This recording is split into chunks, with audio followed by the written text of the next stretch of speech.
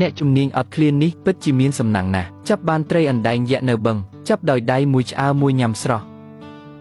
ថែមទាំងប្រមូលបានសាច់ដំបងយក្សស្រស់មានជាតិទឹកញ៉ាំដំឡូងព្រៃស្រួយក្រោយអាហារមានខ្ញីព្រៃញ៉ាំជាអាហារសម្រន់មិនខ្វះរវ៉ាន់ដាស្ថិតនៅអាហ្វ្រិកតែប្រទេសនេះធ្លាប់មានសង្គ្រាមយូរមកហើយធ្លាប់ឆ្លងកាត់សង្គ្រាមស៊ីវិលឆ្នាំ1990ធ្វើឲ្យមនុស្សរាប់លានអ្នកស្លាប់អេដស្តាហ្វឺតមកទេចំពេលគេកំពុងស្ដារតំបន់អភិរក្សសត្វព្រៃជាពេលដែលអ្វីរស់ឡើងវិញសត្វព្រៃមានច្រើនកុះកអេដស្តាហ្វឺតចូលមកទេរស់រៀនមានជីវិតម្នាក់ឯងទៀតហើយរៀងតូចដូច hamburger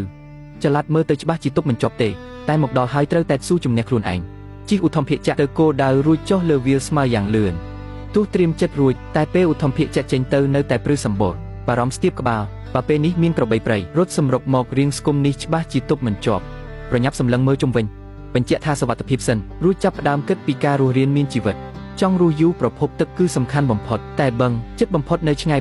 7-8គោកមកហើយត្រូវឆ្លងភ្នំ2ស្ទើរតែមិនអាចទៅដល់ក្នុងមួយថ្ងៃតែនៅទីនេះត្រូវតែធ្វើសកម្មភាពឆាប់រកឃើញផ្លូវសត្វដើរលើវាលស្មៅ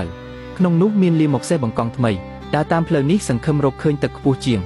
ចាប់ទុកថាជាដំណឹងល្អដើរមិនបានប៉ុន្មានក៏ឃើញស្មៅរៀបស្មើពិនិត្យទៅដឹងថាជាដានជើងក្របីព្រៃភ្លាមនោះក៏ភ័យបង្កើនល្បឿនដើរមួយសន្ទុះឃើញរណ្ដៅទឹកនៅមុខអេត្រេកអរណាស់ប្រញាប់ដើរទៅជិតទ្រុះភក់ពោពេញដោយដានជើងក្របីព្រៃក្នុងទឹកមានលាមកតែដោយសាររបត់ពិសោធន៍គាត់នៅតែផឹកទឹកនោះដើម្បីបំពេញជាតិទឹករួចយកភក់លាបខ្លួនការពារកម្ដៅថ្ងៃសូម្បីតែក្បាលត្រងោក៏មិនរំលងដែរមេឃក៏ចិត្តយប់ដែរដូច្នេះមិនបន្តដំណើរទៀតទេព្រោះជុំវិញពោពេញដោយសត្វព្រៃត្រូវរកកន្លែងជ្រកកោនឲ្យមានសុវត្ថិភាពឃើញដើមឈើក្បែរនោះសម្រុំតែបែរជាឃើញក្របីព្រៃនៅក្បែរនោះដើម្បីការពារទីតាំងរបស់ខ្លួនត្រូវតែចេញមុខអូខេជួយបិទផងក្រោយបានងារជាស្តេចស្វាតឥឡូវបានងារជាស្តេចក្របីមួយទៀតបន្ទាប់មកប្រមូលស្មៅក្បែរនោះយកមកធ្វើជារបាំងបើចេះតែហាវាលអញ្ចឹងមិនកើតទេគិតពីបញ្ហាសុវត្ថិភាពពេលយប់ត្រូវតែមានភ្លើងគប់មួយអេចេញទៅរកមែកឈើត្រង់រឹងមាំយកមកជំរុំរួចខាត់ឲ្យរលោងរួចប្រើឈើខួងយកភ្លើងខំប្រឹងខួងយ៉ាងលឿនលើកនេះខួងតតែធ្លុះបន្ទះឈើតែនៅមិនទាន់មានផ្កាភ្លើងប៉ុន្តែមិនបោះបង់ទេបន្តខួងទៀតលើកទី2មួយសន្ទុះក្រោយមកទើបមានផ្កាភ្លើងប្រញាប់យកទៅដាក់ក្នុងស្មៅស្ងួតដែលត្រៀមទុកយកស្មៅផ្លុំបង្កាត់ភ្លើងលុតជង្គង់ផ្លុំភ្លើងមិនយូរប៉ុន្មានអណ្ដាតភ្លើងក៏ឆាប់ឆេះឡើងប្រញាប់បន្ថែមអស់ទីបំផុតក៏បង្កាត់ភ្លើងបានសម្រេចធ្វើរួចមេឃក៏ចាប់ផ្ដើមងឹតទោះមានភ្លើងគប់តែពេលយប់នៅតែគួរឲ្យខ្លាចហួសស្មានអេតស្ទើរតែគេងមិនលក់ខ្លាចជាយប់ដែលសែនយូរព្រឹកឡើងត្រេកអរដែលខ្លួននៅរស់ហេតុឃើញជុំវិញសុទ្ធតែក្របីព្រៃពួកវាកំពុងផឹកទឹកនៅរណ្ដៅនេះធ្វើឲ្យគាត់ដឹងពីលំដាប់នៃការផឹកទឹកខ្លួនគ្រាន់តែជាអ្នកមកក្រោយគេប៉ុណ្ណោះចាំក្របីចេញទៅដើរទៅរណ្ដៅភក់ដែលមានលាមកមិនមើលនៅគ្រាន់បើគ្រាន់តែឃើញក្របីផឹកទឹកភ្លាមលែងចង់ផឹកតែម្ដងបើមិនផឹកទីនេះត្រូវតែរកប្រភពផ្សេងពេលនេះមើលទៅជំរាបភ្នំឃើញជ្រូកព្រៃពួកវាមើលទៅមិនមកផឹកទឹកទីនេះទេធ្វើឲ្យមានគំនិតមួយក៏ដើរឡើងជំរាបភ្នំតាមជ្រូកព្រៃពិតមែនរកឃើញរណ្ដៅទឹកមួយក្រោមដើមឈើថែមទាំងមានទឹកច្រើនគួរសមធៀបនឹងកន្លែងក្របីផឹកគឺស្អាតជាងច្រើនយកស្មៅកាប់កាក់សំណល់លើផ្ទៃទឹកចេញរួចប្រើដៃដងទឹកផឹកត្រជាក់ស្រស់ស្រាយណាស់អារម្មណ៍ពិតជាស្រួលផឹកមួយចំអែតរួចហើយក៏ទៅរើសអស់ធំនៅក្បែរនោះលីម្ដងមួយដុំយកមកកោទុកក្បែរភ្លើងធ្វើរួចមានអារម្មណ៍ធូរស្រាលបន្ទាប់មករកប្រូតេអ៊ីនដំបូងគិតថាចង់ដាក់អន្ទាក់តែក្នុងគុម្ពស្មៅរកឃើញរុក្ខជាតិដែលស្គាល់មានមើមពណ៌លឿងមុនដំបូងរកឆ្អឹងធំមួយយកថ្មវីបំបែកយកចំណែកស្រួចទៅទីតាំងរុក្ខជាតិនោះយកឆ្អឹងជីកដីរឹងណាស់ជីកមួយសន្ទុះទើបបានមើមតូចមួយអេដេកលើស្មៅបង្ហាញស្នាដៃរួចចាប់ផ្ដើមគិតគូរយ៉ាងល្អិតល្អន់ចំណាយពេល15នាទីអស់100កាឡូរីតែមើមនីមួយមានតែប្រហែល70កាឡូរីប៉ុណ្ណោះគិតទៅខាតបណ្ដាជីកបណ្ដាបារម្ភទោះជីកបានប៉ុន្មានមើមហើយក្ដីទីបំផុតសម្រាប់ចិត្តក្រោកឈរត្រឡប់ទៅភ្នក់ភ្លើងបោះមើមទាំងនេះចូលរងើភ្លើងដុតចាំមួយសន្ទុះតតែឆេះក្រៀមមានក្លិនឈ្ងុយនៅតែមិនហ៊ានញ៉ាំមួយម៉ាត់ឲ្យអស់ភ្លាមខំមួយម៉ាត់តូចស្រួយណាស់មានរសជាតិដូចដំឡូងបារាំងសម្បូរជាតិម្សៅទម្ងន់ស្មើគ្នាខ្ពស់ជាងសាច់គោរាប់សិបដងញ៉ាំថែមប៉ុន្មានម៉ាត់ទៀតក៏អស់រលីងមេឃក៏ចាប់ផ្ដើមងឹតមួយថ្ងៃចេះតែកន្លងផុតទៅចូលដល់ថ្ងៃបន្ទាប់អ៊ីតដឹងថាតំបន់នេះមិនសូវមានធនធានទេបើនៅតែបន្តមិនយូរប៉ុន្មានប្រកាសជាស្គមសោតែឆ្អឹងពេលនេះគិតដល់បឹងទឹកមុនចេញដំណើរផឹកទឹកមួយចំអែកសិនរួចប្រមូលស្មៅចង់ឲ្យតឹងដុតមួយចុងដើម្បីធ្វើជាប្រភពភ្លើងឆេះយូររៀបចំរួចស្ពីពីក្រោយរួចចេញដំណើរតម្រង់ទៅបឹងតាមផ្លូវប្រយ័ត្នប្រយែងណាស់ព្រោះទីនេះមិនត្រឹមតែមានសត្វសាហាវតែក៏មានពស់ពីជាង30ប្រភេទក្នុងនោះពស់មែមបើខ្មៅគឺគ្រោះថ្នាក់បំផុតដើរបណ្ដាប្រុងប្រយ័ត្នបណ្ដាលើកនេះមិនឡើងភ្នំទេតែដើរកាត់តំបន់ទំនាបក្បែរនោះទោះឆ្ងាយបន្តិចតែដើរលឿនជាងចេះតែបន្តដំណើរទៅមុខដើររហូតដោយមិនជួបគ្រោះថ្នាក់អ្វីទេពេលនេះឈរមិនឆ្ងាយពីបឹងសង្កេតមើលជុំវិញឃើញសត្វស្លាបច្រើនក្នុងបឹងមានត្រីអ្វីសុទ្ធតែល្អជាងកន្លែងមុនតែធនធានសម្បូរបែបក៏មានន័យថាគ្រោះថ្នាក់ច្រើនដែរ ដំរីទឹកជាសត្វដែលវាប្រហារមនុស្សច្រើនបំផុតនៅអាហ្វ្រិកដូច្នេះមិនអាចលេងសើចជាមួយវាបានទេសូម្បីតែក្នុងទឹកក៏មានក្រពើដែរតែពេលនេះមិនទាន់មានកន្លែងជ្រកកង់ទេក៏មិនទាន់មានភ្លើងគប់ដូច្នេះត្រូវចាត់ការរឿងនេះសិនប្រញាប់ប្រមូលអស់បង្កាត់ភ្លើងបន្ទាប់មកសឹមដើរទៅជិតបឹងដើម្បីផឹកទឹករួចស្ពីកាបូបទៅរុករកជុំវិញសំណាងល្អរកឃើញផ្លែឈើព្រៃក្បែរនោះទោះមិនស្គាល់ថាជាផ្លែអ្វីតែដោយសារឃ្លានខ្លាំងអ៊ិតបេះមួយផ្លែមកសាកមើលរសជាតិផ្អែមមិនល្វីងក៏បេះថែមដើម្បីបំពេញធម៌ពលរួចរាល់ក៏បន្តរុករកតំបន់នោះដើរទៅដល់កន្លែងដែលមានបន្លាស្រួចក៏ប្រញាប់យកវាមកធ្វើជារបាំងបដូរទីតាំងភ្លើងមកទីនោះនិងសង់កន្លែងជ្រកកោនរួចរាល់ពេលយប់ធ្លាក់មកដល់សំឡេងសត្វព្រៃជុំវិញកាន់តែកងរំពងអ៊ិតនៅតែបារម្ភចេះតែកន្លងផុតទៅដល់ព្រឹកឡើងគាត់ក្រោកចេញទៅក្រៅរុករកតំបន់ក្បែរនោះឆ្លៀតរកអាហារពេលព្រឹកពេលដើរកាត់ក្បែរបឹងស្រាប់តែឃើញដំរីទឹកធំមួយកំពុងសម្រាកពេលនេះវាក៏ឃើញបុរសគ្មានសក់នេះដែរមើលទៅមិនស្រួលក៏ប្រញាប់រត់ចេញទៅអ៊ិតក៏មិនខ្វល់បន្តដំណើររុករកជុំវិញទៅទៀតដើរមួយសន្ទុះឃើញដើមដំបងយក្សនៅខាងមុខតែមានផ្លែដូច្នេះមានប្រភពវីតាមីនហើយគាត់កាន់មែកឈើងាប់ដើរទៅបេះដោយប្រុងប្រយ័ត្នបាន3ផ្លែធំពេលនេះទើបពេញចិត្តដេកលើវាលស្មៅបោះសម្បកចេញឃើញសាច់ខាងក្នុងមានជាតិទឹកអ៊ិតខាំមួយម៉ាត់ជូរអែមឆ្ងាញ់ទាំងជួយបំពេញជាតិទឹកនិងផ្ដល់វីតាមីននិងកាបូអ៊ីដ្រាតល្អខ្លាំងណាស់ញ៉ាំរួចកំពុងតាមផ្លូវត្រឡប់ទៅជំរុំក៏ឃើញមាន់ព្រៃក្បែរនោះមិនបានញ៉ាំសាច់ប៉ុន្មានថ្ងៃធ្វើឲ្យគាត់ស្រក់ទឹកមាត់ដើម្បីបានសាច់នេះអ៊ិតសម្រេចចិត្តធ្វើអន្ទាក់ភ្លាមមុនដំបូងបំបាក់មែកឈើស្រស់បោះសម្បកចេញរួចហែកជាសរសៃវែងបន្ទាប់មកត្បាញធ្វើជារង្វិលអន្ទាក់ប៉ុន្មានខ្សែរួចរាល់យកទៅដាក់នៅកន្លែងមានសត្វស្លាបច្រើនធ្វើការលឿនរហ័សមិនយូរប៉ុន្មានក៏រួចរាល់ថ្ងៃនោះនៅតែបន្តដាក់អន្ទាក់ចំណាយពេលពេញមួយរសៀលសម្រាប់រឿងនេះរួចរាល់ក៏ត្រឡប់ទៅជំរំពេលដើរកាត់បឹងឃើញក្នុងទឹកហាក់ដូចជាមានត្រីច្រើនណាស់ដើម្បីបង្កើនឱកាសរកអាហារអ៊ិតរកមែកឈើជាច្រើនទៀតគិតថានឹងដោតនៅកន្លែងទឹករាក់ធ្វើជាអន្ទាក់ឲ្យតែចូលហើយចេញមិនរួចរវល់មួយសន្ទុះដោតមែកឈើរួចយកសម្ពុតស្មៅរបស់គាត់ធ្វើជាខ្សែចងបណ្ដុំឈើឲ្យជាប់បន្ទាប់មករកឃើញសម្បុកកណ្ដៀរក្បែរនោះយកមកធ្វើនុយធ្វើរួចរាល់អ្វីទាំងអស់ក៏កន្លងផុតទៅមួយសន្ទុះអ៊ិតត្រឡប់ទៅមើលអន្ទាក់សត្វស្លាបតែគ្មានអ្វីសោះពេលនេះឃ្លានខ្លាំងក៏ប្រញាប់ទៅរកផ្លែឈើព្រៃញ៉ាំទ្រាប់ពុះពេលព្រះអាទិត្យលិចមួយថ្ងៃក៏បញ្ចប់ព្រឹកឡើងងើបងើបទៅមើលអន្ទាក់ត្រីដើរមួយជុំមិនឃើញអ្វីក៏ត្រឡប់មកសម្រាប់នៅជំរំវិញមានអារម្មណ៍ថាស្ថានភាពកាន់តែអាក្រក់បន្តតាមដានអន្ទាក់នៅតែគ្មានលទ្ធផលចេះតែកន្លងផុតទៅមួយថ្ងៃទៀតលើកនេះអ៊ិតបដូរទីដើរគិតតម្រង់ទៅតំបន់ដែលមិនទាន់រុករកមេស្តេចស្វាទើបតែបង្ហាញខ្លួនសត្វព្រៃក្បែរនោះក៏ប្រញាប់រត់គេចបាត់អស់មើលទៅនៅតែមានឥទ្ធិពលគំរាមកំហែងណាស់តាមដានទីដៅដែលពួកវារត់ស្រាប់តែឃើញសត្វព្រៃជាច្រើននៅពីមុខឃើញសុទ្ធតែសត្វស៊ីស្មៅកំពុងស៊ីស្មៅយ៉ាងស្ងប់ស្ងាត់នៅលើវាលពេលដើរចូលតំបន់នេះពួកវាទាំងអស់សម្លឹងមកដោយប្រុងប្រយ័ត្នបានសង្កេតមើលពួកវាក្នុងចម្ងាយជិតពិតជារំភើបណាស់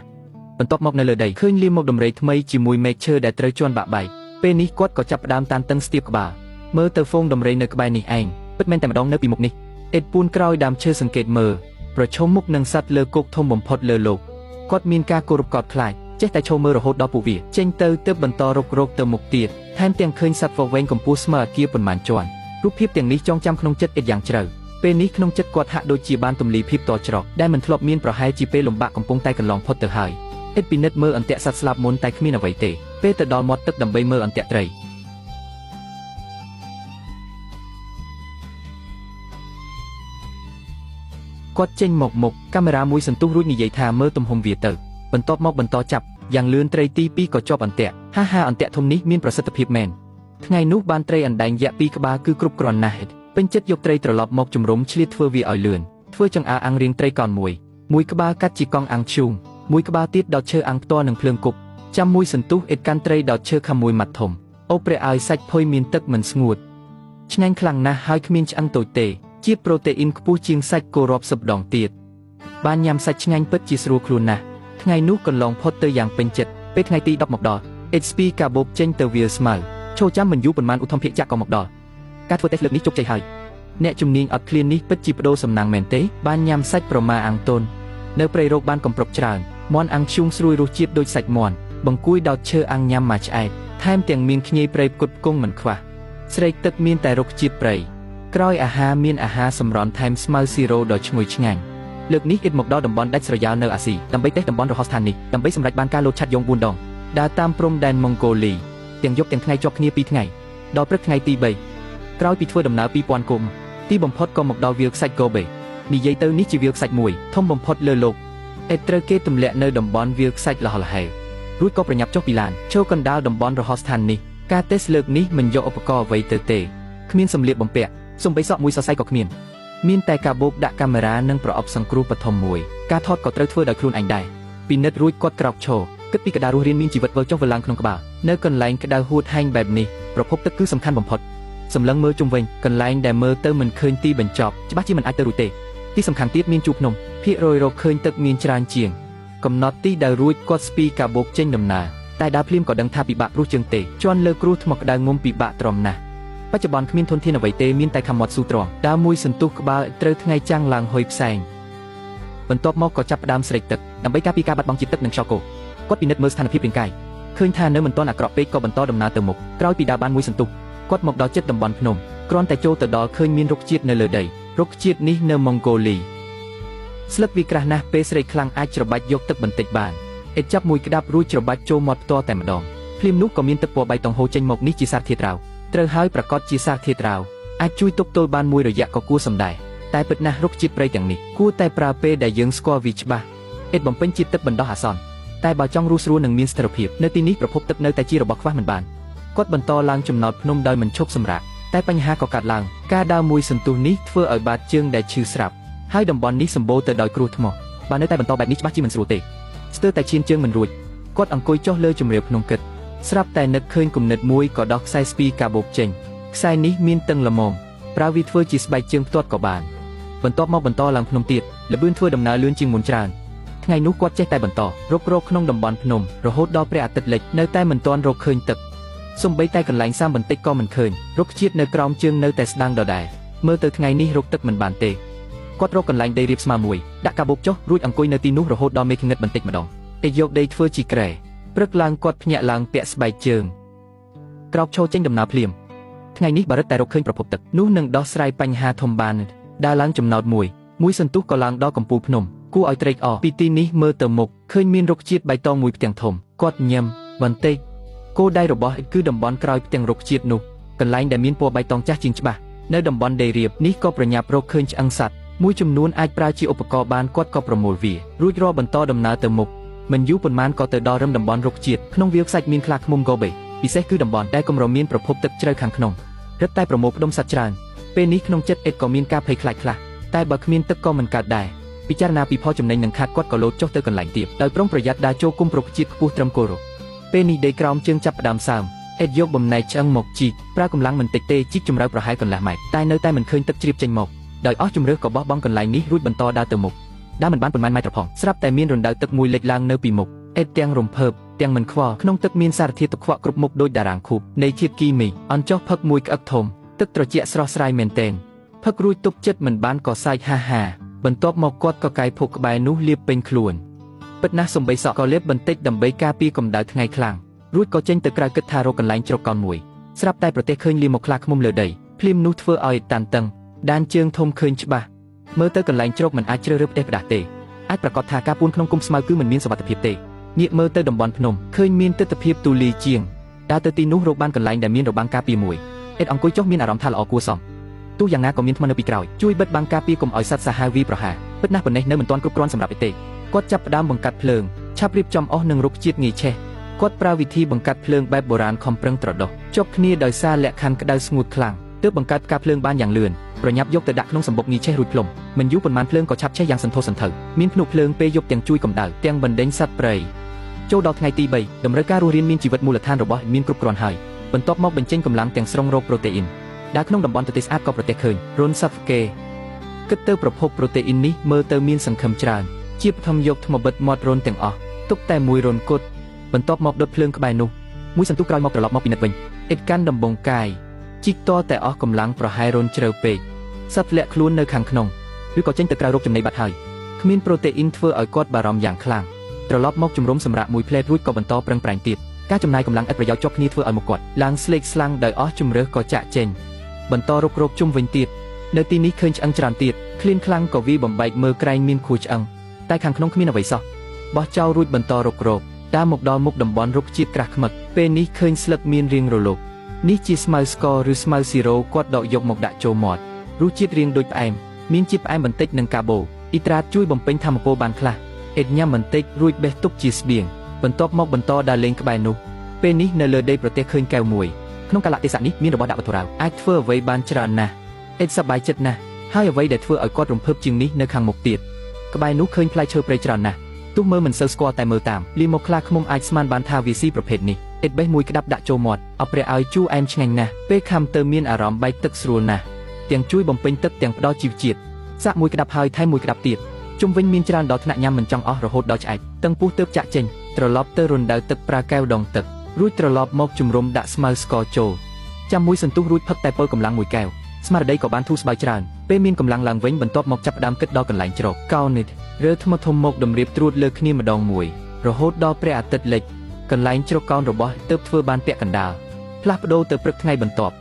់គាត់ចេញទៅបន្តស្វែងរកប្រូតេអ៊ីនបើកមើលតាមចន្លោះថ្មរកឃើញបង្គួយតូចមួយតែមួយក្បាលតិចពេកក៏បន្តរាវរកក្នុងថ្មទៀតរហូតដល់បានដល់ពេញមួយមេឃយកទៅដាក់អាំងនឹងធ្យូងភ្លើងចាំមួយសន្ទុះអ៊ិតចាប់ផ្ដើមញ៉ាំស្រួយមានរសជាតិដូចសាច់មាន់ឆ្ងាញ់គឺឆ្ងាញ់មែនតែញ៉ាំប៉ុន្មានម៉ាត់រឹតតែឃ្លានខ្លាំងអ៊ិតត្រូវតែក្រោកឈរចេញទៅរកទៀតដើរមិនទាន់បានឆ្ងាយស្រាប់តែប្រទះឃើញសត្វប្រមាមួយក្បាលនៅក្រោមថ្មគាត់ចាប់បានយ៉ាងងាយបន្ទាប់មកកាន់ថ្មវីមួយទំហឹងសម្លាប់វាសត្វប្រមាដ៏កំសត់ក៏បានត្រឹមតែខ្លាយជាប្រភពប្រូតេអ៊ីនបន្តបន្ទាប់ជីករណ្ដៅមួយក្រាលថ្មរួចដុតភ្លើងដាក់អុសឲ្យច្រើនដាក់ប្រូតេអ៊ីនបន្ថែមបន្លែព្រៃបន្តិចរួចគ្របដេកមួយស្រទាប់ពីលើប្រហែល4ម៉ោងក្រោយត្រឡប់មកជីកវិញសាច់ឆ្អិនឈ្ងុយឆ្ងាញ់គាត់បោកបន្លាចេញរួចចាប់ផ្ដើមញ៉ាំគ្រាន់តែខំមួយម៉ាត់រសជាតិពិតជាអស្ចារ្យណាស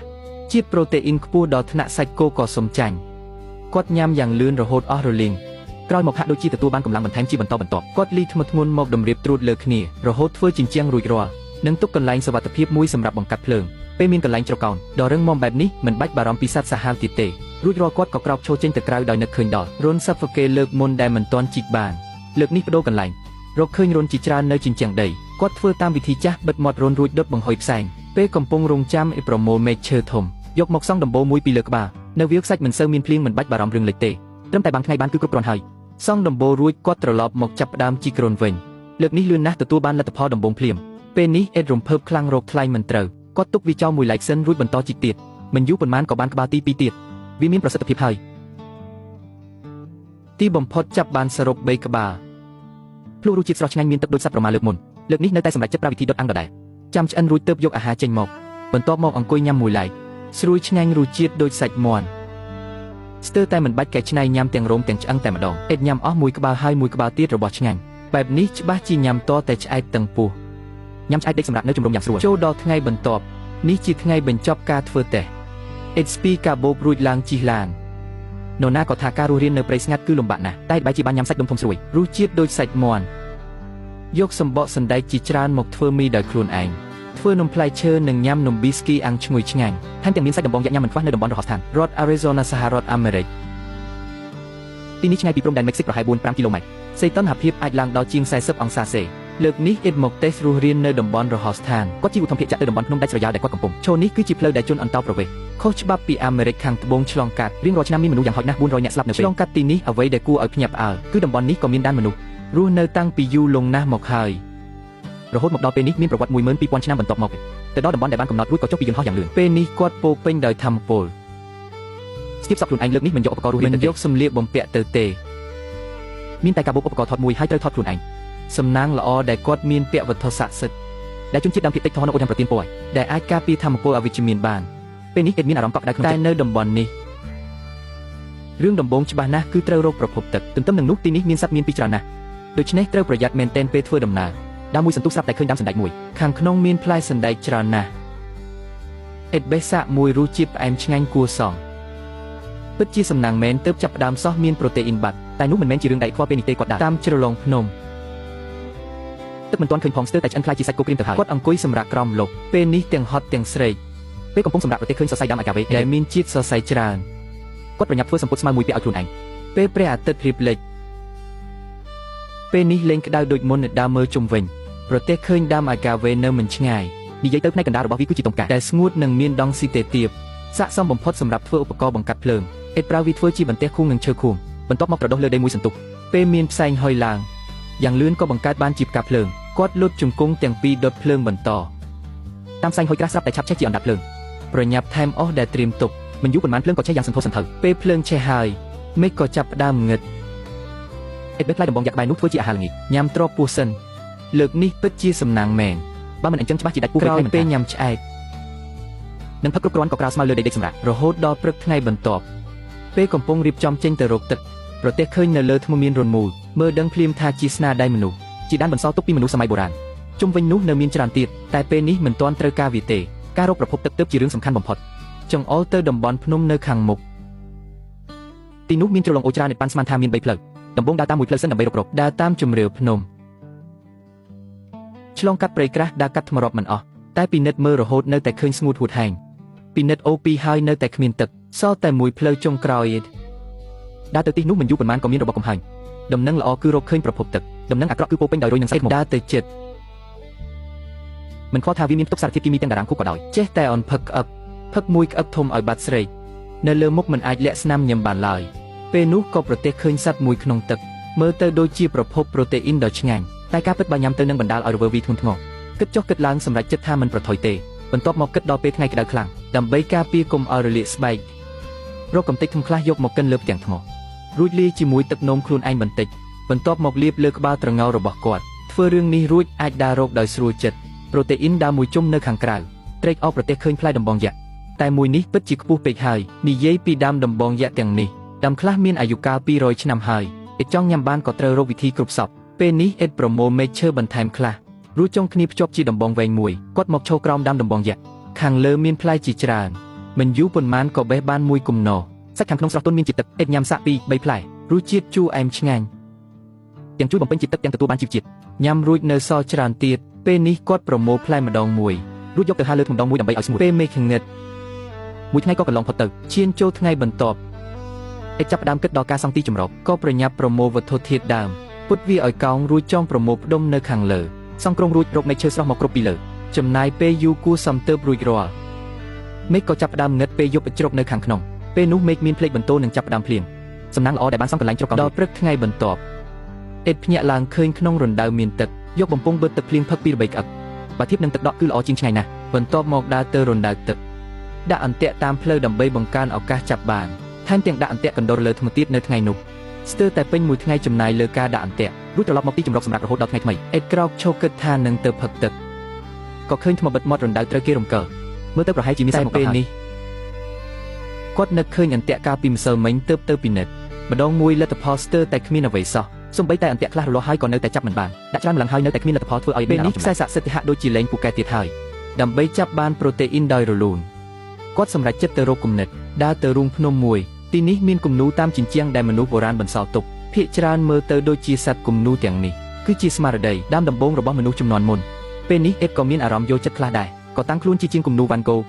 ហើយចាប់ផ្ដើមគូលើថ្មគូសត្វទន្សាយមួយផ្លែតសោះមើលទៅរស់រវើកណាស់រួចរាល់ក៏ដើរទៅក្បែររណ្ដៅធំពីមុនថ្មនៅទីនេះត្រូវសត្វរុញចេញដូច្នេះឱកាសខ្ពស់ណាស់ដែរពួកវានឹងត្រឡប់មកផឹកទឹកវិញពេលដាក់អន្ទាក់ទីនេះថែមទាំងត្រូវថ្មគៀបដោយអចេតនាឈាមហូរមិនឈប់តែមិនអីទេដាក់អន្ទាក់រួចក្រោកឈរចាក់ចេញឈរលើផ្ទាំងថ្មមិនដឹងធ្វើអ្វីទេរហូតដល់ព្រឹកព្រលឹមថ្ងៃបន្ទាប់អ៊ិតប្រញាប់ទៅមើលអន្ទាក់បានរលាស់ពេលបើកមើលក៏ភ្ញាក់ព្រឺត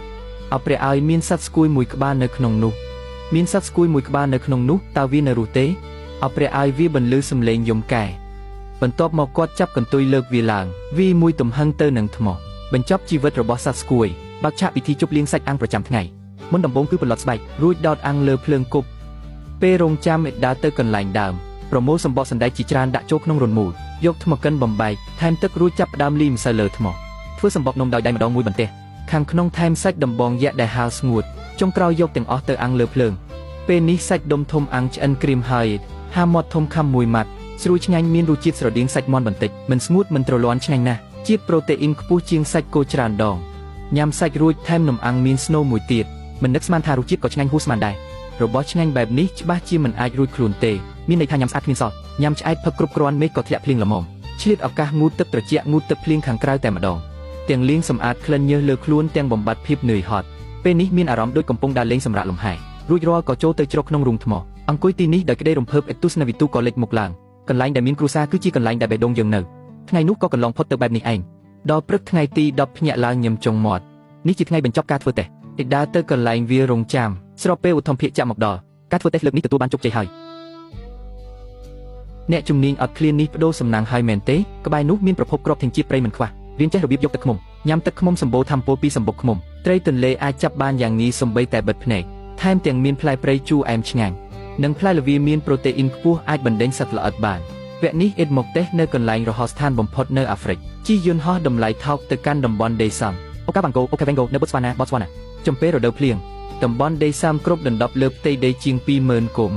ក៏បង្កើតបានជាតំបន់ដីសឹងក្នុងដីគោកធំបំផុតលើពិភពលោកដើម្បីអាចរស់រានមានជីវិតកណ្ដាលសត្វគ្រោះថ្នាក់រាប់មិនអស់ពិសេសបានរៀនសូត្រជំនាញរស់រានមួយចំនួនពីជនជាតិ Bushman ក្នុងតំបន់បន្ទាប់មកទើបឡើងទូកម៉ាស៊ីនធុនតូចចេញដំណើរពេលទូកបន្តិចម្ដងខិតទៅជិតកោះ HP កាបូបឡើងគោកលើកនេះមិនយកឧបករណ៍រស់រានមានជីវិតទៅទេមិនយកសម្លៀកបំពាក់ទៅទេសូម្បីសក់មួយសរសៃក៏គ្មានដែរសង្កេតមើលជុំវិញឃើញលើដើមឈើមានវល្លិជាច្រើននៅលើដីមានឆ្អឹងជាច្រើនអាចប្រើធ្វើជាឧបករណ៍បានក៏ប្រមូលទុករួចបន្តដំណើរទៅមុខទៀតតែជាមួយនឹងរាងកាយងើកុកដូចសុទ្ធស្ងោពេលនេះបែរជាជួបបញ្ហារាល់ជំហានស្ទើរតែជន់ត្រូវបន្លាស្រួយមិនមែនដោយសារសេទេតែដីពេញទៅដោយបន្លាសូម្បីតែបន្លាខ្លះមានប្រវែងដល់10 សមបើមិនប្រយ័ត្នមុតចំកន្លែងសំខាន់គឺចាប់ហើយដើម្បីសុវត្ថិភាពគួរតែត្រឡប់ទៅចំណុចចាប់ដើមវិញអ៊ិតចង់ឆ្លងទៅនោះតែបារម្ភខ្លាចក្រពើក្នុងទឹកក៏ខំប្រឹងដើរក្បែរច្រាំងទៅដល់កន្លែងដោយរលូនក៏ចាប់ផ្ដើមប្រមូលរុក្ខជាតិរៀងវែងរួចត្រឡប់មកច្រាំងវិញច្នៃវាធ្វើជាសរសៃដំបូងធ្វើសម្ពុតស្មៅមួយពាក់សិនបន្ទាប់មកដើរតាមបណ្ដោយមាត់កោះរហូតដល់កន្លែងដីទូលាយរាបស្មើមួយក្បែរនោះមានដើមឈើធំមួយមានអារម្មណ៍ថាបរិយាកាសល្អគួរសមក៏សម្រេចចិត្តសង់ជំរំនៅទីនេះបន្ទាប់មកគិតដល់ការបង្កាត់ភ្លើងក្បែរជ្រោះជ្រៅចាប់ផ្ដើមប្រមូលសម្ភារៈនៅលើដីប្រទេសឃើញលាមកដំរីខាងក្នុងមានសរសៃឆ្មាអាចប្រើជាបញ្ឆេះភ្លើងបានបន្ទាប់មករកមែកឈើត្រង់ដើម្បីត្រៀមឃុំភ្លើងគុំដៃទាំងពីរត្រដោះយ៉ាងខ្លាំងលើកនេះឆាប់ចេញផ្កាភ្លើងណាស់លុតជង្គង់ម្ខាងបន្តឃុំទៀតពេលផ្សែងកាន់តែច្រើនស្រាប់តែឆាប់ចេះជាអណ្ដាតភ្លើងប្រញាប់ថែមអស់មិនយូរប៉ុន្មានភ្លើងឆេះយ៉ាងសន្ធោសន្ធៅពេលភ្លើងឆេះហើយមានភ្លើងគប់ធ្វើឲ្យអ៊ិតរំភើបចិត្តយ៉ាងខ្លាំងរហូតដល់មេឃងឹតអ៊ិតនៅតែមើលស្រាលភាពគួរឲ្យខ្លាចពេលនេះសំឡេងក្រហមគ្រប់ប្រភេទបន្លឺឡើងពីគ្រប់ទីទីក្នុងចិត្តលេងក្លាហានដូចមុនទៀតហើយក៏បំបែកភ្លើងជាពីរគំនរខ្លួនឯងដេកនៅកណ្ដាលតែពេលនេះបានត្រឹមតែប្រើស្នាមញញឹមដើម្បីលាក់បាំងភាពតានតឹងជាយប់ដែលមិនបានគេងមួយទៀតហើយដល់ព្រឹកថ្ងៃបន្ទាប់ពីឆ្លងកាត់យប់ដំបូងដោយសុវត្ថិភាពថ្ងៃនោះនៅលើដើមឈើសត្វស្វាបាប៊ូនចេះតែយល់ឡាដូចកំពុងរំទេក្រោយស្រែកគំរាមមួយប្រៅស្វាភ័យរត់បែកហ្វូមស្ដេចស្វាពិតជាមិនមែនបានត្រឹមតែឈ្មោះមែនបន្ទាប់មករកជុំវិញ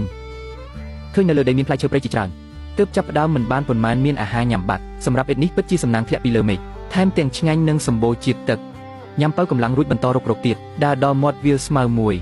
គ្រាន់តែដើរចូលមិនបានប៉ុន្មានក៏មានអារម្មណ៍ថាបាត់ជើងជន់ត្រូវបន្លាសួរជាច្រើនស្មៅទាំងនេះរឹងដូចថ្មរាល់ជំហានសុទ្ធតែលំបាកដើម្បីអាចបន្តរកដោយរលូនអ៊ិតរកលាមកសัตว์ដែលស្ងួតរើសយកមួយដុំប៉ុនបាតជើងប្រើសម្ពុតស្មៅរបស់គាត់ធ្វើជាស្បែកជើងឆ្នៃធ្វើជាស្បែកជើងទាត់មួយគូយ៉ាងលឿនមានអារម្មណ៍ថាសម្រុកដើរចូលវាលស្មៅមានអារម្មណ៍ថាមានលំនឹងជាងមុនច្រើនតែដើរមិនបានប៉ុន្មានក៏ប្រទះឃើញសាកសពសត្វមួយដែលងាប់ឡើងក្រៀមពេញមួយទូខ្លួនគ្មានអ្វីប្រើបានទេបន្តដើរទៅមុខទៀតក៏ឃើញលាមកសត្វមួយចំនួនសង្កេតមើលឲ្យច្បាស់ទើបដឹងថាជារបស់ខ្លាខិនមើលទៅតំបន់នេះមិនមានសុវត្ថិភាពទេខ្លាខិនពូកែលាក់ខ្លួនពូនក្នុងទីងឹតដើម្បីវាយប្រហារដោយមិនដឹងខ្លួនធ្វើឲ្យគាត់តានតឹងបន្តិចដល់ពេលមេឃងឹតក្តីភ័យខ្លាចភាពងឹតក៏លេចឡើងមិនហ៊ានដេកសោះអាក្រក់នោះគឺលើមេឃមានភ្លេចបន្ទោជាប់គ្នាហាក់ដូចជាចង់ភ្លៀងបើភ្លៀងធ្លាក់ខ្លាំងរលត់ភ្លើងគប់ឲ្យច្បាស់ជាពិបាកឆ្លងដល់ថ្ងៃទី3សំណាងល្អម្សិលមិញមិនភ្លៀងទៅភ្លើងគប់នៅរក្សាបាននោះដំបងរកកំណាត់ឈើធំបញ្ឈរផ្អែកនឹងដើមឈើរួចប្រមូលសម្ភារៈរុក្ខជាតិជាច្រើនគ្រប់ពីលើក្រងសង់ដំបូលមួយសម្រាប់បាំងភ្លៀងការពារកុំឲ្យភ្លើងត្រូវរលត់លើកនេះក៏ធ្វើដំបូលសម្រាប់ភ្លើងគប់ដែរពេលនោះសត្វស្វាបាប៊ូនលើដើមឈើធ្វើឲ្យធុញថប់ស្រែកគំហកមួយប្រាវមានអារម្មណ៍ថារៀងជ្រុលបន្តិចតែវាធូរស្រាលណាស់ថ្ងៃនោះភាកច្រើនចំណាយពេលធ្វើអន្ទាក់ម្រុះបំរុងនឹងប្រមាណអន្ទាក់ម្ដងមួយលើដើមឈើឲ្យស្ងួតរួចប្រមូលអស់ជាច្រើនដើម្បីរក្សាភ្លើងគប់ថ្ងៃក៏ឆាប់ឈានចូលពេលយប់ដែលមានភ្លេចបន្ទោទៀតតែលើកនេះមានការរៀបចំទុកមុនទើបមិនសូវភ័យស្លន់ស្លោចូលដល់ថ្ងៃថ្មីចាប់ផ្ដើមសាំនឹងទីនេះបន្តិចម្ដងក្រោកឈរបន្តចេញទៅរកដើមមិនទាន់បានឆ្ងាយប៉ុន្មានផងក៏ប្រទះឃើញលាមកដំរីទឹកមួយគំនរនៅស្រុកដឹងថាទីនេះឆ្ងាយពីជំរំរបស់គាត់តែប៉ុន្មាន10ម៉ែត្រប៉ុណ្ណោះចម្ងាយនេះពិតជារៀងគួរឲ្យខ្លាចបន្តិចមែនបន្តរកជុំវិញនេះទៀតពេលនោះក៏ប្រទះឃើញស្នែងសត្វដ៏ស្រួយអាចប្រើធ្វើជាអាវុធបានក៏រើសយកមកបន្ទាប់មកដើរទៅកន្លែងដែលមានសម្លេងសត្វស្លាប់យ៉ាងច្រើនដូចធ្វើអន្ទាក់2 3អន្ទាក់ម្រុះកាលពីមុនឥឡូវមានប្រយោជន៍ហើយគិតថានឹងដាក់អន្ទាក់ចាប់សត្វស្លាប់រវល់មួយសន្ទុះរួចដាក់នុយនៅកណ្ដាលបន្ទាប់មកដាក់ថែម2 3ទៀតដើម្បីបង្កើនឱកាសចាប់បានពេញមួយថ្ងៃនោះចំណាយលើតែការដាក់អន្ទាក់រហូតដល់ព្រះអាទិត្យលិចទើបអ៊ិតត្រឡប់មកចូលដល់ថ្ងៃថ្មីដោយសារជំនាញទប់ទល់អាកម្មទើបអ៊ិតសម្លឹងឃើញសត្វប្រជិវនៅលើដើមឈើស្ទើរតែឡើងភ័យមែនតែគាត់ដឹងច្បាស់ថារបស់នេះគឺគ្មានសង្ឃឹមសោះឡើយក៏ដើររកនៅលើដីមួយសន្ទុះរកបានផ្លែល្វា2 3ផ្លែខាងក្នុងត្រូវសត្វល្អិតស៊ីមុនបាត់ទៅហើយតែវាមិនប៉ះពាល់ដល់ការដែលញ៉ាំវាទេខំមួយម៉ាត់ជាតិប្រូតេអ៊ីនខ្ពស់ដល់ថ្នាក់សាច់គោក៏សំចាញ់ញ៉ាំរួចបន្តដើរលេងក្បែរនោះទៀតដើរតាមផ្លូវលំទៅដល់មាត់ទឹកឆ្លៀតឱកាសអង្គុយចុះផឹកទឹកពីរបីក្អឹកបំពេញជាតិទឹកស្រាប់តែឃើញប្រូតេអ៊ីនមួយគំនរធំនៅមិនឆ្ងាយខ្ញុំមិនដឹងថាវាជាអ្វីទេមើលទៅដូចជាហ្វូងត្រីដែលមានចំនួនច្រើនណាស់ពិតភ្នែកក៏អាចចាប់បានដែរតែពេលនេះអ៊ិតបែរជាស្ទាក់ស្ទើរ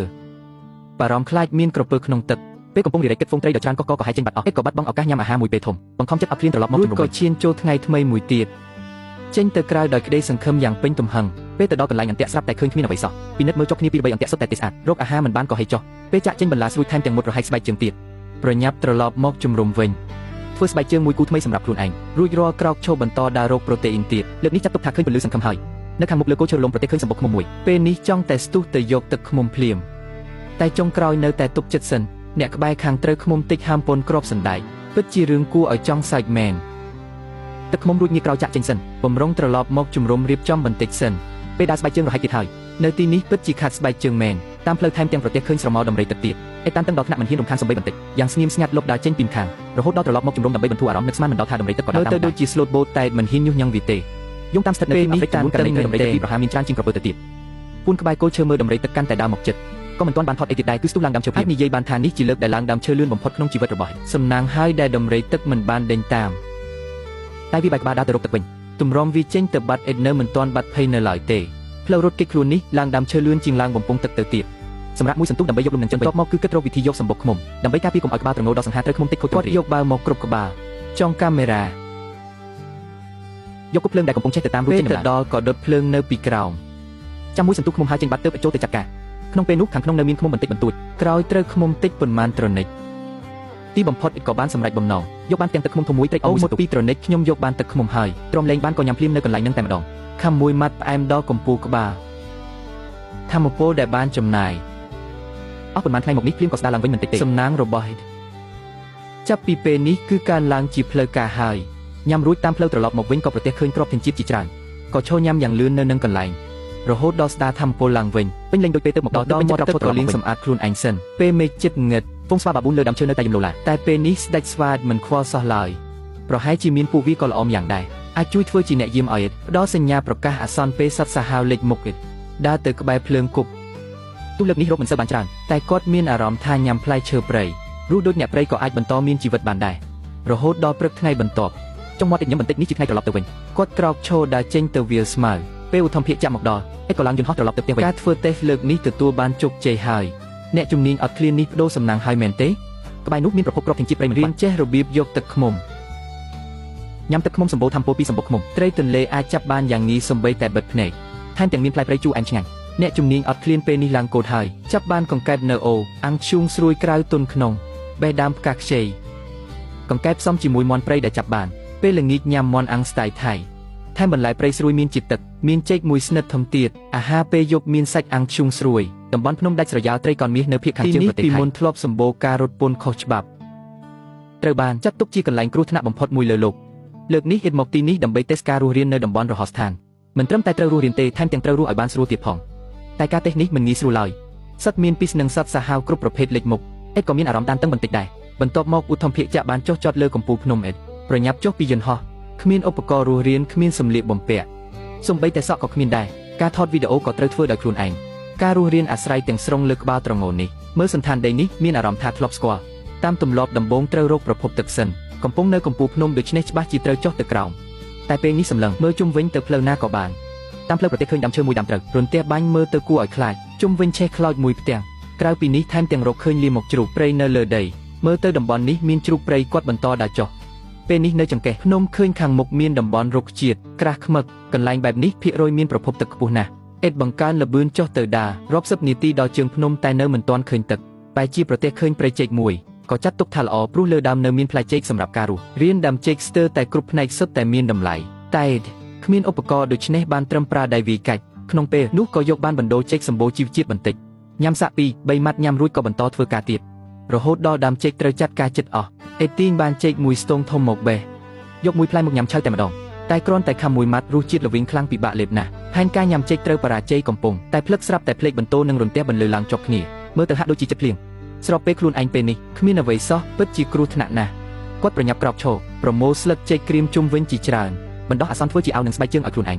បន្ទាប់មកលីដាំចេកឡើងនេះជាប្រភពទឹកដ៏សំខាន់នាពេលនេះគាត់ឡើងតាមបណ្ដោយជំរាវភ្នំពេលនេះមេឃចាប់ផ្ដើមងឹតដើរកាត់ដើមឈើត្រូវរន្ទះបាញ់ធ្វើឲ្យព្រឺសម្បូរប្រញាប់ប្រញោដើរឡើងទៅលើយ៉ាងលឿនពេលដល់កំពូលភ្នំក៏កាន់បណ្ដូលដើមកៅស៊ូបោកផ្ទប់នឹងដីជីបធំយកមួយចំណែកមកបំពេញជាតិទឹក រួចប្រញាប់ពាក់កាបូបស្ពីឡើងដើរចុះទៅម្ខាងទៀតនៃភ្នំមកដល់ចង្កេះភ្នំក៏ឈប់ឆាប់ប្រមូលស្លឹកឈើក្រៀមឲ្យបានច្រើនពេលមេឃកាន់តែងឹតអ៊ិតពួនក្រោមគល់ឈើគ្រប់ស្លឹកឈើក្រៀមពេញខ្លួនដើម្បីឆ្លងកាត់យប់នេះទាំងត្រដាប់ត្រដួសដល់ព្រឹកព្រលឹមគាត់ញ័រត្រើតជៀបធំផឹកទឹកជ័រឈើបន្តិចដើម្បីយកកម្លាំងរួចក្រោកចូលរកអាហារពេលព្រឹកបន្តិចបន្តួចចាប់បានរៃមួយក្បាលបកស្លាប់ចេញរួចញ៉ាំឈើស្រួយញញរសជាតិរៀងដូចសាច់មាន់ក៏គួរសម្ដែងដើរកាត់តំបន់ដើមឈើក្រាស់ខ្មឹកចុងមាត់គាត់ក៏ញឹមឡើង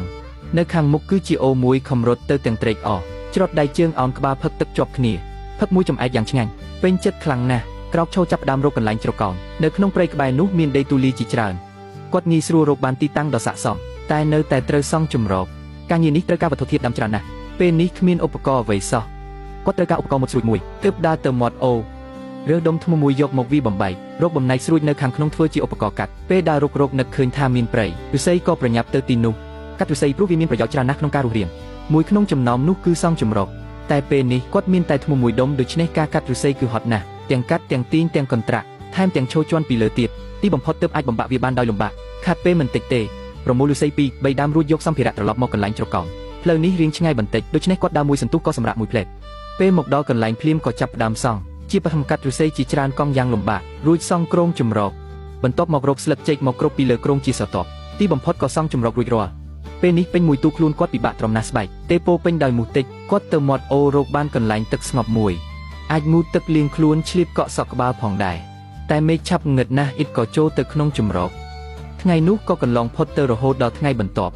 ់គ្រាន់តែភ្ញាក់ឡើងគាត់គិតដល់រឿងបង្កាត់ភ្លើងភ្លាមយកបំណែកឫស្សីស្ងួតមកជៀបធំចិត្តយកសរសៃឫស្សីបន្តិចសិនរបស់ទាំងនេះអាចប្រើធ្វើជាបញ្ឆេះភ្លើងបានបន្ទាប់មកពុះឫស្សីជាពីរមួយដុំខួងជារនរួចដាក់សរសៃបញ្ឆេះចូលយកពុះសង្កត់រួចទៅដុសយ៉ាងខ្លាំងធ្វើបែបនេះមិនដឹងយូរប៉ុណ្ណាទ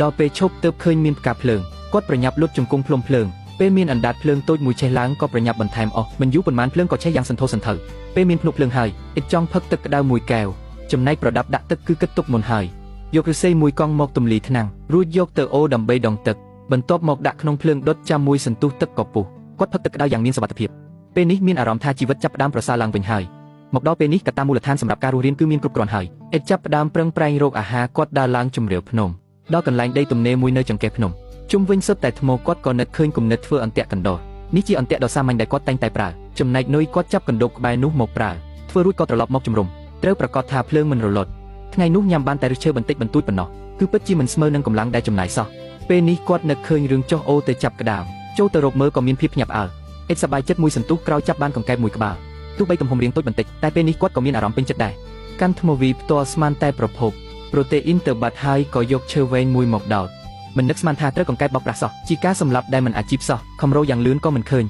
ដោយអស់សង្ឃឹមក៏ចាប់ផ្ដើមម្ដងទៀតលូកដៃចូលរនមិននឹកស្មានថាមានភាពភ្ញាក់ផ្អើលធំជាងមុនទៅទៀតគាត់ចាប់បានមួយក្បាលទៀតធំជាងមុនទ្វេដងយកមកបង្ហាញមកកាមេរ៉ាបង្អួតមួយសន្ទុះរួចប្រញាប់សម្លាប់វាចោលលើកនេះដកបទពិសោធន៍ប្រើកម្លាំងខ្លាំងជាងមុនបន្ទាប់មកដោតឈើយកមកជំរុំដាក់មួយឡែក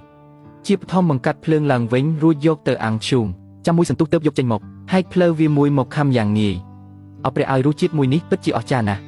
ស្រួយក្រៅទន់ក្នុងមិនស្ងួតមិនទ្រលាន់ហើយឆ្ងាញ់ទៀតកម្រិតប្រូតេអ៊ីនខ្ពស់ជាងសាច់គោរាប់សិបដងទៀតញ៉ាំតែ2 3ម៉ាត់ក៏អស់រលីងញ៉ាំរួចនៅតែឃ្លានទើបក្រោកឈរឡើងជំរាវភ្នំម្ដងទៀតដើម្បីបានប្រភពប្រូតេអ៊ីនពីសាច់បន្ថែមទៀតអ៊ិតដាក់អន្ទាក់ចាប់សត្វស្លាបដោយប្រើសត្វល្អិតធ្វើជានុយថ្ងៃនោះគាត់ដាក់អន្ទាក់បាន2ទើបពេញចិត្តត្រឡប់មកជំរុំវិញដល់ពេលមេឃជិតងឹតក៏ចាប់ផ្ដើមមានភ្លៀងធ្លាក់ប្រញាប់បដូរភ្នក់ភ្លើងចូលទៅក្នុងជំរកតែលើកនេះការគិតរបស់គាត់មានការខុសឆ្គងបន្តិចភ្លៀងព្រើធំពន់គ្រាប់សណ្ដែកបានធ្លាក់ចុះមកសូម្បីតែពួនក្នុងជំរកក៏ដោយក៏មានអារម្មណ៍ស្លុតស្លាំងបន្តិចដែរព្រោះព្រើធ្លាក់មកច្រើនពេកធ្វើឲ្យជំរកស្ទើរតែត្រូវបំផ្លាញចោលសំណាងហើយដែលភ្លៀងព្រើនេះមកលឿនទៅវិញក៏លឿនភ្នក់ភ្លើងនៅតែរក្សាបានដែលចេញពីជំរុំក្នុងអារម្មណ៍ដានតឹងពិបាកនឹងទប់ត្រូវការញ៉ាំប្រូតេអ៊ីនបន្តិចដើម្បីយកលំនឹងចិត្តនឹកឃើញដល់អន្ទាក់កណ្ដុរដែលបានដាក់ពីមុនពេលទៅដល់ដើម្បីពិនិត្យក៏ឃើញប្រភពប្រូតេអ៊ីនត្រូវគៀបសំប៉ែតនៅខាងក្នុងអ៊ិតរំភើបចិត្តលាន់មាត់ឡើងមិនគួរឲ្យជឿសោះមើលណែយើងបានជោគជ័យហើយបន្ទាប់មកយកមកជំរកដើម្បីអាំងឈូងអាំងតតែឆ្អិនឡើងពណ៌មាសកម្រមានអាហារពេលយប់ណាស់ដូច្នេះគាត់ញ៉ាំយ៉ាងលឿនក្រៅស្រួយក្នុងទន់ស្រួយញែងមានរសជាតិសាច់មាន់ស្រាលឆ្ងាញ់យ៉ាងនេះច្បាស់ណាស់ថាក៏មិនរួចពីច្បាប់ដែលថាឲ្យតែញ៉ាំគឺញៀននោះទេផ្លាស់ប្ដូរទៅកាន់ថ្ងៃបន្ទាប់ថ្ងៃនោះជាដំបូងគាត់ពង្រឹងជំរកឡើងវិញរួចរាល់ក៏រកឫស្សីមួយកង់យកធំពុះចុងវាសម្រិតសម្រាំងធ្វើជាដបទឹកមួយអ៊ិតទៅមាត់អូដងទឹកឲ្យពេញបន្ទាប់មកគិតដល់ការងូតទឹកពិសេសគឺយកឫស្សីមកធ្វើក្បាលពង្រួចទឹកងូតទឹកបែបនេះមិនខុសពីនៅផ្ទះទេកម្រិតនៃការរស់នៅឡើងកូដមែនទែនពេលព្រះអាទិត្យលិចថ្ងៃនោះក៏កន្លងផុតទៅចូលដល់ថ្ងៃថ្មីអ៊ិតចង់បន្តដំណើរផ្សងព្រេងរបស់គាត់តែត្រូវត្រៀមឧបករណ៍ជំនួយជាច្រើនដូច្នេះគាត់យកឫស្សីមកធ្វើឧបករណ៍ទប់ពីរបី មានរបស់សម្រាប់ដាក់ទឹកមានរបស់ប្រើប្រាស់ប្រចាំថ្ងៃតែនៅខ្វះឧបករណ៍កាត់ដ៏មុតស្រួចមួយទើបគាត់គម្រប់ថ្មជាច្រើនតែនៅមិនទាន់ពេញចិត្តភាគច្រើនគឺភ័យពេករោគប្រភេទដែលរឹងមិនបានខាត់ពេលមិនតិចទេរាវរោគនៅមាត់អូតែចុងក្រោយនៅតែមិនឃើញអ្វីសោះត្រឡប់មកជំរុំអង្គុយចុះគឺអ្នកស្រុកថារឿងនេះត្រូវការជំនឿបន្តិចបូកផ្សំជាមួយញ៉ានទី6របស់ខ្លួននេះជាវិធីសាស្ត្រស្វែងរកបែបបុរាណត្រូវប្រើធម្មពលព្រៃឈើដើម្បីរកថ្មក៏តាំងខ្លួនជាគ្រូទាយក្រោកឈរប្រាជ្ញាមួយសន្ទុះរកទីដែលមានធម្មពលខ្លាំងរួចបន្តដើរពេលជួបផ្លូវបំបែកឬអារម្មណ៍ថយចុះក៏ឈប់ដើម្បីទីម្ដងទៀតធម្មពលព្រៃបាននាំគាត់ត្រឡប់ទៅមាត់អូវិញថ្មរឹងមួយដុំក៏ត្រូវបានរកឃើញមិនមានភាពសឹករឹតតែមានប្រសិទ្ធភាពក្រោយត្រឡប់មកជំរុំក៏សំលៀងថ្មឲ្យមុតរកឈើមួយកំណាត់ពុះជាពីរតែមិនឲ្យដាច់ពីគ្នាទេដាក់ថ្មនៅកណ្ដាលរួចចងវាឲ្យតឹងរើដើមចេកមួយហើយកាប់ដួលយ៉ាងងាយអង្គុយមួយកន្លែងស្ទាបថ្ងាសខ្លួនឯងពេលនេះការគិតរបស់មានគ្រោះថ្នាក់បន្តិចមកដល់ពេលនេះឧបករណ៍ចាំបាច់មានគ្រប់គ្រាន់ហើយមុនពេលចេញដំណើរក៏ទៅមើលអន្ទាក់សត្វស្លាបមិនមើលមិនអីទេគ្រាន់តែមើលភ្លាមគឺត្រូវតែម្ដងចាប់បានមាន់ព្រៃតូចមួយក្បាលហាយកអាហារត្រឡប់មកជំរុំវិញបន្ទាប់មកយកឆ្នាំងនិងខ្ទះទៅទាំងអស់ក៏មិនភ្លេចយកភ្លើងទៅដែរក្រោកឈរចាក់ចេញពីទីជំរកឆ្ពោះទៅកាន់កំពូលភ្នំ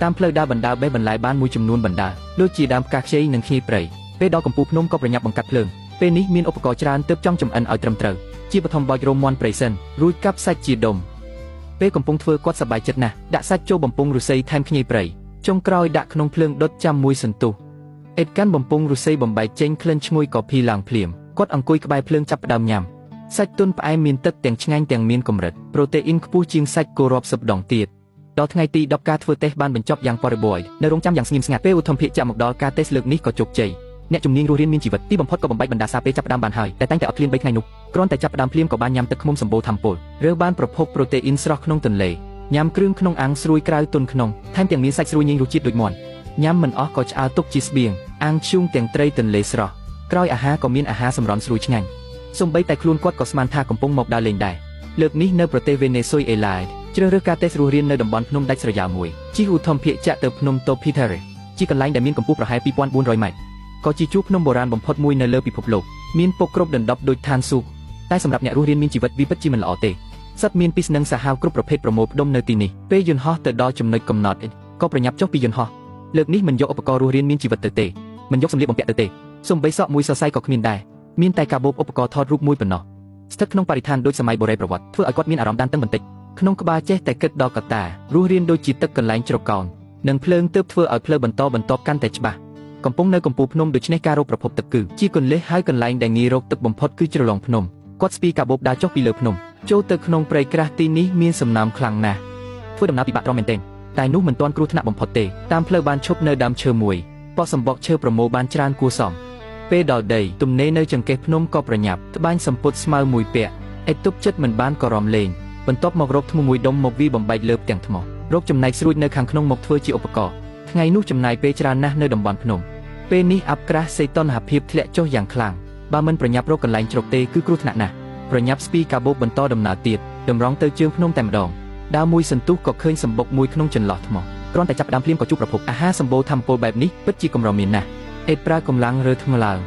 ខាងក្នុងមិនត្រឹមតែមានសម្បុកឃ្មុំទេតែនៅមានដង្កូវតូចមួយទៀតតែពេលនេះគ្មានអារម្មណ៍ខ្វល់ពីវាទេយកផ្ទាំងថ្មដែលមានទឹកឃ្មុំចេញមកយកមកមុខកាមេរ៉ាបិទមួយក្អឹបឲ្យព្រះឲ្យរសជាតិនិងភាពផ្អែមនេះពិតជាកំពូលមែនធម្មពលច្រើនដល់ថ្នាក់សាច់គោក៏សុំចាញ់ញ៉ាំយ៉ាងឆ្អែតពេលស្កប់ស្កល់ហើយក៏ប្រញាប់បន្តចុះពីលើភ្នំពេលនេះមេឃក៏ជិតងឹតដែរសំណាងហើយដែលនៅតែបន្តដំណើរទៅមុខហើយក៏បានរកឃើញទន្លេមិនប្រញាប់ផឹកទឹកទេតែផ្ដល់អាទិភាពរកកន្លែងជ្រកសិនប្រញាប់ដើរឆ្លងស្ពានឈើទៅកាន់ដីទូលីមួយបន្ទាប់មកយកថ្មធ្វើឧបករណ៍កាប់ឈើជាកង់រួចប្រញាប់សង់គ្រោងចម្រោកហើយយកសម្បកឈើធ្វើជាខ្សែចង់ឲ្យតឹងទើបតែមានអារម្មណ៍ថាទាន់ពេលគិតចង់សម្រាប់បន្តិចស្រាប់តែមិននឹកស្មានថាមានភ្លៀងមួយមេបំផ្លាញផែនការអេតត្រូវភ្លៀងធ្លាក់ទឹកជោកត្រូវដឹងថាពេលយប់នៅតំបន់ភ្នំគឺត្រជាក់ណាស់ការទប់ទល់ក្នុងព្រៃរងទឹកភ្លៀងគឺពិបាកណាស់ពេលយប់ក៏គ្មានវិធីសង់ដំបូលបានដែរចេះតែខំទ្រាំកណ្ដាលភ្លៀងពេលនេះអេតត្រជាក់ដល់ញ័រត្រើតបទពិសោធន៍ដ៏ឈឺចាប់នេះប្រហែលជាការលំបាកបំផុតក្នុងការរស់រានហើយរហូតដល់ព្រឹកថ្ងៃបន្ទាប់ទើបភ្លៀងរាំងសំណាងហើយដែលបានខំប្រឹងតស៊ូជាដំបូងទៅមាត់ទន្លេផឹកទឹកយ៉ាងឆ្ងាញ់បន្ទាប់មករកស្លឹកឈើធំក្បែរនោះយកមកដោតលើគ្រោងចំមកកម្ដងមួយសន្លឹកចំណាយកម្លាំងមិនតិចទេនឹងពេលច្រើនគួរសមទើបសង់ដំបូលរួចបន្ទាប់មកគិតដល់ការបង្កាត់ភ្លើងព្រោះព្រៃសើមដូច្នេះត្រូវរករបស់ណាដែលរៀងស្ងួតដើមមួយជុំធំទើបរកឃើញពេលកំពុងប្រមូលស្រាប់តែសំឡេងទឹកហូរខ្លាំងនៅមិនឆ្ងាយដោយសារចង់ដឹងទើបដើរទៅមើលពេលទៅដល់ឃើញថាជាទឹកធ្លាក់ដ៏ធំមួយទេសភាពដ៏ស្រស់ត្រកាលនៅចំពោះមុខធ្វើឲ្យអារម្មណ៍ស្រស់ស្រាយទប់ចិត្តមិនបានក៏ដើរទៅជិតពេលទៅដល់មាត់ទឹកក៏ឪជើងដួលតែការដួលនេះមិនបានធ្វើឲ្យអេតរបួសធ្ងន់ធ្ងរទេ ផ្ទុយទៅវិញហាក់ដូចជាមានទេវតាសំណាងជួយឃើញសាកសពមួយក្បាលអន្តែតក្នុងទឹកអេតប្រញាប់ចុះទៅស្រង់ឡើងថែមទាំងមានទំហំធំទៀតទាំងរំភើបទាំងយកមកលើគោកដើម្បីពិនិត្យមើលភាពស្រស់នៅស្រស់ល្អណាស់នេះរឹតតែធ្វើឲ្យអេតសប្បាយចិត្តខ្លាំងយកប្រភពប្រូតេអ៊ីនប្រញាប់ត្រឡប់មកជំរកវិញបន្ទាប់មកគឺត្រូវបង្កាត់ភ្លើងគ្មានភ្លើងក៏មិនអាចចម្អិនអាហារបានដែរប្រមូលអុសស្ងួតនិងរបស់ងាយឆេះបានជាច្រើនរួចត្រឡប់មកជំរុំវិញយកស្មៅធ្វើខ្សែច្នៃជាឧបករណ៍ចាប់ផ្ដើមត្រដុសយ៉ាងខ្លាំងមានសាច់ហើយដូច្នេះកម្លាំងខុសពីមុនអេតត្រដុសខ្លាំងជាងធម្មតាមិនយូរប៉ុន្មានក៏មានផ្កាភ្លើងនឹងចាប់ផ្ដើមបង្កាត់លុតជង្គង់ម្ខាងភ្លុំភ្លើងពេលផ្សែងកាន់តែច្រើនស្រាប់តែមានអណ្ដាតភ្លើងឆាប់ឡើងបន្ទាប់មកគឺរៀបចំសាច់ទុកគ្រឿងក្នុងខ្លះដែលអាចញ៉ាំបានអេតព្យួរសាច់ឡើងពេលនោះដោយសារមិនប្រយ័ត្នភ្លើងឆាប់ឆេះស្មៅប្រញាប់ពន្លត់ភ្លើងសង្គ្រោះស្ថានភាពបើឆេះទ្រព្យសម្បត្តិគឺចប់ហើយសំណាងហើយដែលដោះស្រាយទាន់ពេលបន្ទាប់មកដោតគ្រឿងក្នុងយកទៅអាំងឈូងពេលអាំងចិត្តឆ្អិននិតអង្គុយចុះចាប់ដើមញ៉ាំខាំមួយម៉ាត់រសជាតិឆ្ងាញ់ហួសស្មានមិនស្ងួតក៏មិនទ្រលាន់សម្បូរជីវជាតិញ៉ាំតតែចង់ស្រក់ទឹកភ្នែកប្រូតេអ៊ីនលើសាច់គោរាប់សិបដងឯណោះដល់ព្រឹកថ្ងៃថ្មីក៏ញ៉ាំអាហារពេលព្រឹកបន្តិចលើកនេះរៀងពេញលេញបន្តិចញ៉ាំសាច់ដុំធំស្រួយរសជាតិដូចមាន់ចំណែកដែលញ៉ាំមិនអស់ក៏ឆ្អើរធ្វើជាសាច់ក្រៀមទុកជាស្បៀងបន្ទាប់មកពង្រឹងដំបូលជំរកឡើងវិញពេលមានភ្លៀងធ្លាក់ខ្លាំងងឹតទាំងជ្រកភ្លៀងក្នុងតង់ទាំងដាក់អុសពីលើឲ្យស្ងួតតតែរងភ្លៀងទើបចេញទៅក្រៅចូលព្រៃកាប់ឈើពីកំណាត់បញ្ឈរវាឲ្យជាប់នឹងដីយកវើលឹបមកចងត្បាញជាអង្រឹងយ៉ាងស្រួលដេកពីលើក្នុងចិត្តចង់តែដេកឲ្យលក់រហូតដល់ចប់ការទេថ្ងៃនោះគឺសម្រាប់នៅជំរករហូតដល់ថ្ងៃថ្មីភ្លៀងជាប់គ្នាជាច្រើនថ្ងៃធ្វើឲ្យទឹកទន្លេឡើងខ្ពស់ពេលនេះទឹកលិចដល់ជើងទៅហើយសំណាងដែលជំរកនៅខ្ពស់សាច់ក្រៀមដែលទុកក៏ញ៉ាំអស់ក្នុងថ្ងៃនោះថ្ងៃនេះដាច់ខាតត្រូវរកអាហារបន្ថែមក្រោយពីដើររកមួយសន្ទុះក៏ប្រទះឃើញដើមត្នោតមួយចំនួនបណ្ដូលរបស់វាឆ្ងាញ់ណាស់អេតយកវលចងនឹងដើមរួចទាញទម្លាក់ចុះមកបកស្លឹកខាងក្រៅចោលយកតែបណ្ដូលខ្ចីខាងក្នុងញ៉ាំឆៅតែម្ដងស្រួយឆ្ងាញ់មានជាតិទឹកច្រើនកម្រិតជាតិម្សៅខ្ពស់ជាងសាច់គោរាប់សិបដងអេតញ៉ាំ2 3តែម្ដងញ៉ាំរួចក៏យកចំណែកដែលសល់ទៅតាមខ្លួននៅមានដើមផ្សេងទៀតតាមផ្លូវត្រឡប់មកវិញប្រទះឃើញរោមមួយដុំអេតមើលភ្លាមដឹងថាជារបស់ជ្រូកព្រៃតែខាងក្នុងមានទាំងធ្មេញទៀតមើលទៅមិនមែនជារបស់ជ្រូកព្រៃទេតែប្រហែលជាសត្វប្រភេទអាមេរិកសត្វនេះគ្រោះថ្នាក់ណាស់ព្រោះវាពូកែលាក់ខ្លួននឹងវាប្រហារដោយមិនដឹងខ្លួនគិតដល់ចំណុចនេះក៏ព្រឺសម្បូរប្រញាប់ត្រឡប់មកជំរុំវិញពេលនេះទើបមានអារម្មណ៍ថាមានសុវត្ថិភាពបន្តិចពេលទំនេរក៏យកឈើមួយកំណាត់មកពុះជា4ពេញមួយថ្ងៃនោះគឺអង្គុយត្បាញអន្ទាក់ដល់មេឃងឹតនៅសល់តែបន្តិចទៀតព្រឹកឡើងភ្ញាក់ពីដេកអ៊ីតក៏ធ្វើអន្ទាក់ឲ្យហើយបន្ទាប់មកទៅរកនុយរកឃើញសម្បុកកណ្ដៀរក្នុងព្រៃក៏យកមកមួយដុំយកទៅមាត់ទឹកដាក់នៅកន្លែងស្ងាត់ទើបតែដាក់រួចមេឃក៏ចាប់ផ្ដើមភ្លៀងអ៊ីតដោះតែនៅសម្រាប់ក្នុងជំរុំពេលរងភ្លៀងក៏ក្រោកចេញទៅក្រៅគិតថានឹងចុះទន្លេចាប់ក្តាមឆ្លៀតងូតទឹកមួយចុះទៅក្រោមទឹកថ្លាឆ្វេងរាវរកក្រោមគល់ឈើពុកតែរាវមួយជុំក៏នៅតែមិនបានអ្វីសោះបន្ទាប់មកត្រឡប់មកជំរុំវិញថ្ងៃដ៏ល្អចុងក្រោយក៏បានបញ្ចប់ផ្ដើមអត់ឃ្លានម្ដងទៀតផ្លាស់ប្ដូរទៅកាន់ថ្ងៃថ្មីទីបំផុតក៏មានពន្លឺថ្ងៃអេតឃ្លានកន្ត្រាក់ពោះទៅមើលអន្ទាក់ត្រីដោយក្តីសង្ឃឹមយ៉ាងមុតមមលើកឡើងមើលលើកនេះមិនដៃទេយ៉ាងហោចណាស់ក៏ចាប់បានត្រីតូចមួយដែរ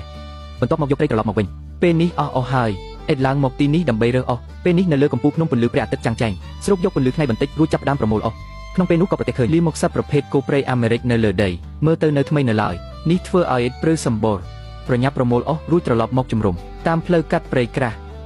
អេតងាកមើលមុខមើលក្រោយជាប់មានអារម្មណ៍មិនសូវល្អសោះញ៉ានទី5មួយប្រាប់ថាហាក់ដូចជាមានគេតាមដានក្បាលត្រងោលដើរតាមផ្លូវដោយក្តីបារម្ភយ៉ាងខ្លាំងត្រៀមខ្លួនទប់ទល់ជានិច្ចប្រសិនបើត្រូវវាយប្រហារ